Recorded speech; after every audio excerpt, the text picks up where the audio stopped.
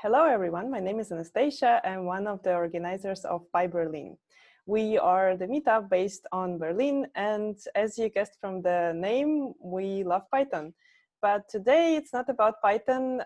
We have a really good developer here with us today, and we're going to interview her and get to know more about a different tech stack. So hello, Irina. Thank you for joining our podcast today. PyBerlin is thrilled to get to know you and your experience. Could you please briefly introduce yourself and maybe tell us a bit more about your experience? Hi, Anastasia. Yeah, so I'm really, I'm really proud to be interviewed by you and to talk about my experience on PyBerlin. Even I'm not really working with Python right now. But yeah, so hi, I'm Irina. I'm working as a front-end developer for 5 years already. At the moment, I'm working at Tier Mobility on our internal tool to manage the fleet. After 10 months, I started working there. I was offered to become a tech lead, and I took this challenge. So this is briefly something about me. Wow, that's great. That's a really interesting challenge. So can you tell us a bit more about your tech stack and why did you choose this focus exactly? So my main focus for most of the years was JavaScript for front-end and specifically React. I was really happy to try out different technologies in my first year when I just worked as a developer. I tried Angular Polymer. I'm not sure if you ever heard about the Polymer at all. And then I decided to focus on React. At that moment, I think, it was 2015. It seems like a pretty interesting technology. It wasn't really widely used at that moment, but I saw that it could become a pretty hot topic, and it did. Yeah, I guess that was a really good choice at the moment. Yeah. So as you mentioned that you got the promotion to a tech lead. So what does this role mean to you? So for me, this role means that I'm taking care of the project architecture, maintaining, and also I'm taking care that we do all our best to support the project and the company. What does it mean for me? That even if inside the team we don't have specific knowledge or specific skills, we always are keen to ask for help.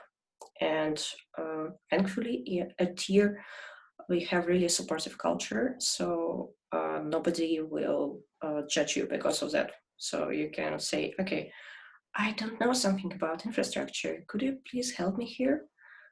And everyone will be really glad to do it. It sounds really nice. Sounds like you're building your dream team together with the team. Yep. So how does your day look like at work? So we have daily around 10:30. So, and I think this is the most funny moment of the day because we have certain traditions which we follow in the team. So, for example, after somebody talk about what happened yesterday, what they're going to do, next day we share one positive thing about yesterday. So we started this tradition at the beginning of lockdown in March, just in order to, to look for something positive, even when everyone is down, a bit of depressed, and I don't know. I found that it's helping us psychologically to stay sane, basically. So usually before the daily, I'm checking the pull requests, if I need to review something.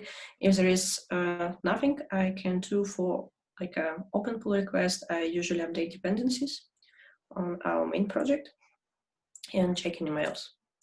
After the daily, it's more like I'm trying to focus on the main task for the day. But honestly, sometimes it's just too much meetings.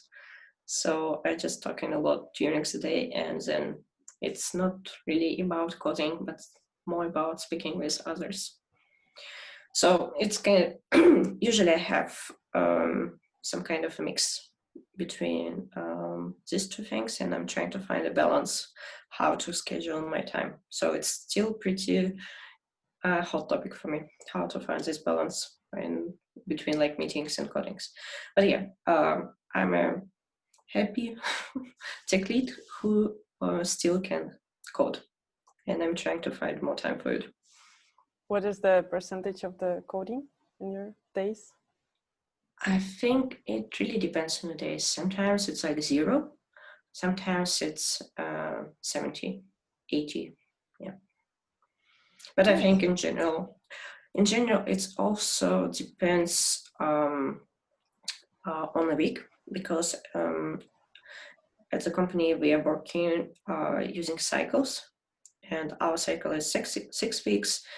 So like 8 weeks, 6 weeks of delivery phase where we're actually working on the features, and then 2 weeks of cooldown.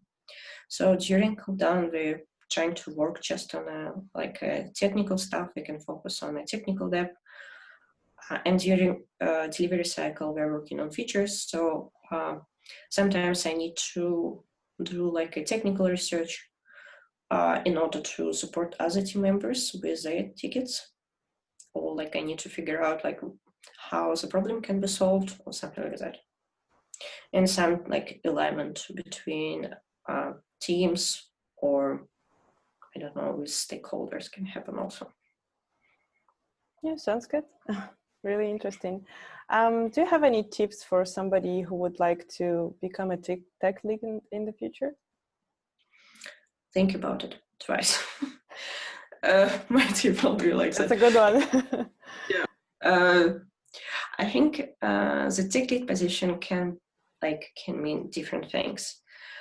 And first of all, you need to figure out what exactly do you want to do? Because in some companies, tech lead also takes responsibility of a team lead. So it means that you still need to manage people, like to help your coworkers, your teammates to develop their skills. And it depends on you if you want to do it or not. So I would say it's in most of the teams I've been before, tech lead position, it's not just about technical leadership. It's also about mentoring people. Yeah, that makes sense. And what would you suggest to learn for those two different parts of the tech lead role? Oh, it's a good question. What to learn? I think, if somebody wants to get an idea how to be a tech lead, or what does it mean for you exactly, I suggest to look for some literature, especially at Pat Coir book. I don't remember the name of it, but I can look up. I think, it's a collection of interviews with the tech leads, and I just ordered it when I was offered to be a tech lead, and I was like looking at the book, and I was like, damn, no, it can't be like that. No, I don't believe in it. No, it should be different. I was wrong. So people who share the experience in the book, it's a different experience, but I can see right now some similarities here and there. Regarding the skills, I think the most important skill for tech lead is the soft skills, and then taking responsibility. So if you have a soft skills and you want to develop them, it's I think the best career advice everyone can get. So develop your soft skills and then just take responsibility for something and people will notice it, for sure. Yeah, sounds really good. And it's a really good advice. And I also love this book. Irina, I know that you are an expat and you're living and working in Germany for quite some time. How different is the working in IT sector comparing to your country? I think it's more agile, and I mean, I came from Russia, and in Russia I worked just in consulting companies, and it was pretty strict and a bit of hierarchy there. But at the same time, I was super lucky, like, to be in a just created department where we were like all people were new and we had a nice atmosphere. But like outside of our department, it was like political issues, I would say. So, and it's not that different from the German environment, I would say, in IT. It really depends on a company. So in my previous companies, it like I've never heard about supporting environment, or even if I heard about that like environment in the company should be supporting, it was never really implemented. Or I don't know what exactly should be done for that, but it was never there. And in my current company, I mean, nobody talks about supportive environment. It is just supportive. Like people nice to each other. People accept that everyone can make a mistake. And I think this is the most incredible. So I strongly believe that like it can, yeah, for sure, there is a cultural differences, but from my perspective, it's not that different, like a Russian culture, like a Russian business culture to German business culture. It's not that dramatic. Like, for example, if you compare it to US. So for me, it was pretty easy and comfortable to get into. So Yeah, so it was a nice relocation package together. yep. Did you have any challenges that you can maybe share with us, and maybe you can give tips to our listeners, maybe planning to relocate to Germany, how to overcome them? I think the main challenge for me was actually the language, because when I just came to Germany, my English wasn't really great, so I actually barely could speak. So, and it's a bit funny fact that when I came to Germany, I started learning English rather than German. Like, yeah, I spent, I think, 2 months every day, 2 hours with like a language teacher, and we were talking. And after that, it was really stressful trying to search for a job in a foreign country, but overall the experience was not that bad, I would say. I remember my first interview when I got invited. I got invited and I came to the company. I was so impressed, I don't know, by Prince Lauberg in general. So it was so much nice atmosphere, and it was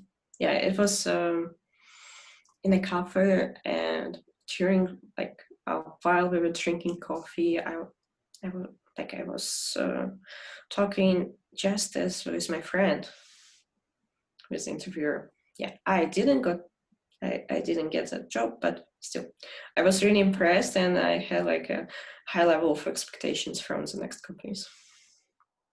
Yeah, so you set your level of expectations, yeah.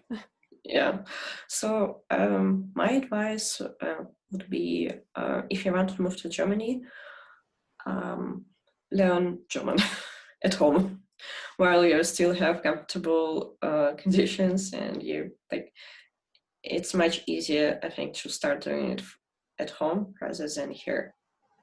Or when you just came here, try to go to like a language schools immediately, because after, especially if you come into Berlin, because in Berlin you can live without German for quite a long time, or with just a minimum level of German. Like English is sufficient enough. I mean, I know people who live here for 10 years and just a few words in German. And I'm not the exception, so I don't speak a good German. I would say I don't speak German at all, but it's not true. So I speak it a little bit in bisschen, I would say. Yeah, that's really good advice. I would like to turn this talk into another question. What inspires you in software development? What is that you like? I think the user's feedback. And what is motivating me to continue working as a software developer is like to hear from users, okay, thank you for this feature. It's really nice. It's helping us a lot. It's like one side of it. Another side, I see this software development is more like a craftsmanship, because you see what you're doing immediately, like you see the response. And one part why I really like a front end, because you can make things beautiful. They looks beautiful, they works beautiful. So, and it gives me a lot of satisfaction out of it. And if also code is beautiful, it's like a triple win. The best day ever. Yeah. Nice. And to wrap it up, I would ask you to share one advice with our listeners about software development. So my advice would be curious and take responsibility. So be curious about new technologies, be curious about like learning in depth what I'm using already.